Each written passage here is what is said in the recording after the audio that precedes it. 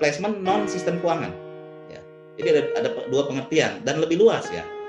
Kalau di luar negeri ketika terjadi placement, contoh misalnya pedagang narkoba mengasahkan uang cash ya senilai katakanlah 10 miliar. Dia belikan rumah 8 miliar harganya. Itu placement dalam bentuk pembelian aset. Ketika rumah itu dijual, itu akan jadi layering karena ada perubahan bentuk. Dari aset menjadi uang tunai dan kemudian bisa berubah lagi ke bentuk lainnya. Itu layering. Ketika mereka menggunakan modal dari keuntungan penjualan aset untuk membuat usaha yang legal, itu namanya integration. Itu pengertian non sistem keuangan. Di Indonesia lebih simpel. Kita hanya menganut era pengertian placement pada sistem keuangan saja. Ketika si pelaku narkoba kemudian buka rekening, ya pakai rekening nomini sebagai pihak ketiga ya, dikuasai rekeningnya, kemudian buka rekening di bank ya, katakanlah di BPR ya, kemudian masuk dananya 10 miliar, nah itu adalah placement ya, masuknya pertama kali hasil jual narkoba ke dalam sistem keuangan, itu namanya placement ya. Ketika kemudian deposito atau tabungan deposito itu tempo di BPR ya, kemudian ditransfer ya, instruksi transfer untuk ke bank umum misalnya, kan bisa ya, si nasabah instruksikan untuk transfer ke bank umum di BPR. Nanti BPR mendebet rekeningnya di bank umum untuk transfer ke rekening tujuan. Itu namanya layering, ya. Karena ada perpindahan dia, perpindahan uang dari satu rekening ke rekening lainnya, walaupun dia beda bank dan juga beda nama. Ya. Itu layering. Ya. Apa itu layering? Itu upaya pelapisan. Layer itu lapis ya. Jadi semakin dalam lapisannya, semakin sulit ditelusuri. Karena tujuannya memang menjauhkan asal-usul harta kekayaan hasil kejahatan dengan perbuatan jahatnya terkait dengan tindak pidana pokok atau tindak pidana asal. Ya. Maka transfernya bisa ke kerabat, istri, rekan kerja, ke perusahaan ya, bahkan sampai ke luar negeri gitu. Itu namanya masih layering. Ya. Sampai juga pembelian polis asuransi, reksadana, saham dan lain sebagainya. Ketika kemudian hasil keuntungan layering itu dibelikan aset berharga secara fisik ya, atau luxurious aset ya, beli mobil mewah, beli apartemen, kemudian misalnya pembelian tanah, pembelian emas ya, atau barang antik, itu adalah integration ya. Ya. Itu yang kemudian bisa berubah juga integration selain dalam bentuk pembelian barang juga bisa dalam berbentuk lifestyle atau gaya hidup. Ya. Punya uang hasil kejahatan, gaya hidup, kemudian lifestyle-nya misalnya liburan ke Eropa selama 2 bulan gitu ya. Nah, itu gaya hidup dan bentuknya integration ya. Karena uang itu nggak terlihat lagi itu kemana gitu ya. Kemudian bisa juga dalam bentuk pembelian atau investasi, baik itu dalam kegiatan investasi bisnis yang legal atau yang ilegal. Ya. Itu juga kita namakan sebagai integration tahapannya. Cuma kalau dalam bentuk usaha, modusnya itu namanya mingling ya atau commingling. Nah ini yang kalau kita kemudian bicara tentang modus, kita masuk ke submateri kedua, yaitu adalah modus dan tipologi ya tentang tindak pidana pencucian uang. Jadi ada banyak ya modus terkait money laundering. Nanti kita bahas apa sih bedanya modus dengan tipologi ya. Oke. Nah, kita bicara tentang modus ya. Ada banyak ya, dan ini juga sudah di launch oleh FATF ya dalam berbagai reportnya. Mulai dari yang pertama misalnya katakanlah yang paling dasar biasanya smurfing dan structuring. Ini modus ya. Jadi kan modus kan bagaimana cara ya, cara melakukan suatu operasi kegiatan ya yang terkait dengan tindak pidana gitu ya. Jadi baru caranya aja. Tapi kalau tipologi itu lebih luas ya. Lebih luas. Ya, biasanya terkait dengan 5W2H atau 5W1H gitu ya. Nah, sebagai cara modus ya, maka yang paling banyak digunakan oleh para pelaku adalah smurfing dan structuring. Ya.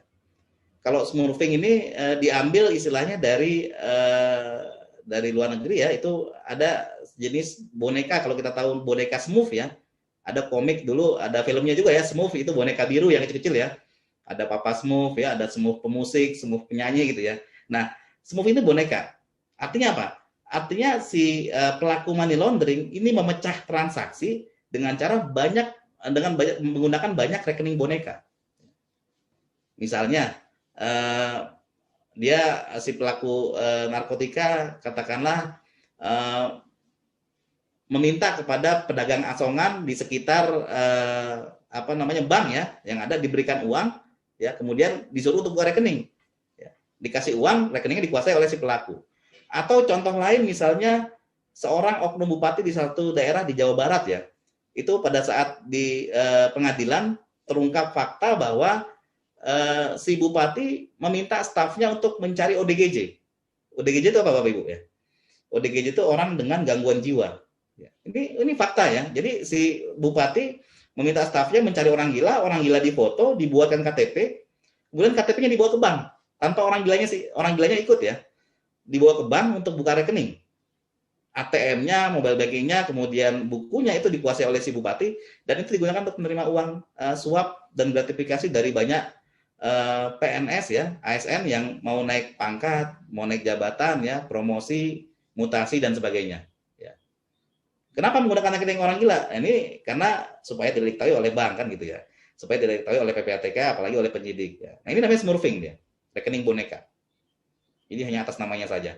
Yang kedua, structuring. Kalau kita bicara modus structuring, itu berarti sama, memecah transaksi juga, tapi bukan dengan menggunakan banyak rekening boneka, tapi dengan menggunakan frekuensi transaksi atau intensitas transaksi. Ya. Dia sering tapi dipecah. Kenapa? Karena tujuannya sebagian besar structuring adalah untuk menghindari pelaporan. Kalau kita bicara tentang unsur LTKM, pasal 1 angka 5, Undang-Undang Nomor 8 tahun 2010 ada di angka kedua ya, transaksi yang bertujuan untuk menghindari pelaporan.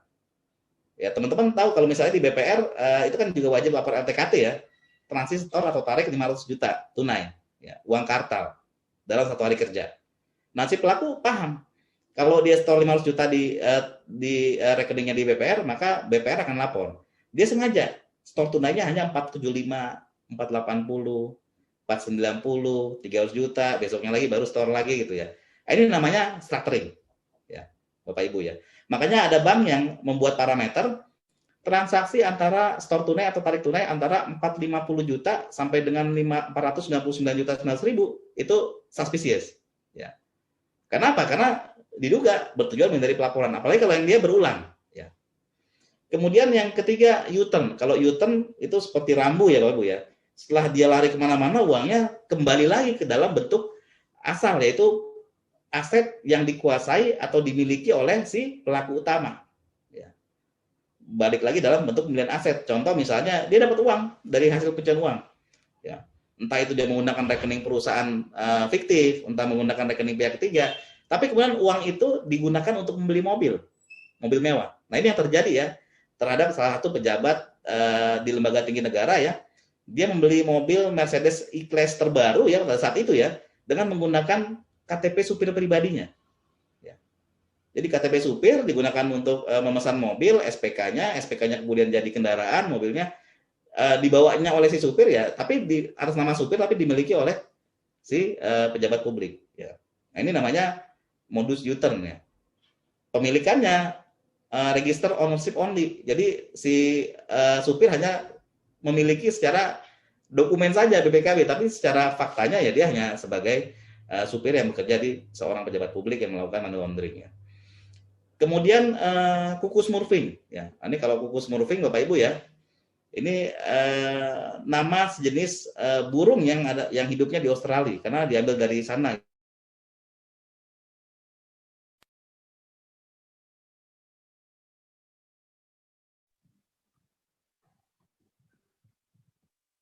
Bertelur di sana, nanti yang mentaskan adalah si pemilik sarang, burung pemilik sarang ya.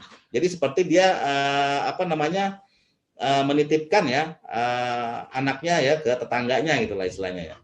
Tanpa si tetangga ini tahu ya bahwa itu adalah anak dari tetangganya gitu ya. Ini yang terjadi seperti ini dalam bahasa formilnya, dalam aktivitas realnya ya. Jadi banyak menggunakan modus ini ya, bukan rekening ya, dana para TKI yang bekerja di luar negeri ya, di Jepang, di Hong Kong ya, misalnya di Korea gitu ya, yang mereka mau mentransfer uang ke Indonesia. Tapi karena mau transfer kalau pakai bank devisa di luar negeri ini biayanya besar ya, $25 satu kali transaksi ya, sekitar Rp300.000 ya, maka mereka lebih memilih jasa informal money remittance atau money remittance yang tidak berizin. Kalau di Pakistan namanya hawala, diambil dari bahasa Urdu ya. Nah ini mereka tinggal storekan. Kalau di Jepang itu ada tukang tempe yang keliling dia tukang tempenya. Ya, itu tukang tempe keliling ke kantong-kantong para TKI, nyari TKI yang ingin mengirim uang ke Indonesia. Si TKI berikan uangnya ke pedagang tempe, kemudian pedagang tempe ini merekap ya. Ada katakanlah 100 orang hari ini yang mengirim uang ke Indonesia. kemudian merekapnya itu beserta dengan uangnya diberikan ke sindikat narkotika. Ya. Sementara setelah itu sindikat narkotika langsung menghubungi agennya di Indonesia ya, yang biasanya agennya itu bisa berbentuk money changer ya, atau money remittance ya, yang nggak berizin ya, atau misalnya juga pedagang elektronik ya, toko elektronik, atau misalnya pedagang emas ya, yang kemudian ini diinstruksikan ya untuk mentransfer sejumlah yang sama dengan permintaan transfer dari para TKI yang sudah disampaikan oleh sindikat internasional di Jepang gitu ya, atau di Hong Kong gitu ya. Nah, sumber dananya dari mana? Sumber dananya nanti akan di-settlement oleh sindikat narkoba di Indonesia. Mereka yang akan kirim atau store uang tunai ke rekening para agen hawala di Indonesia atau agen kuku smurfing.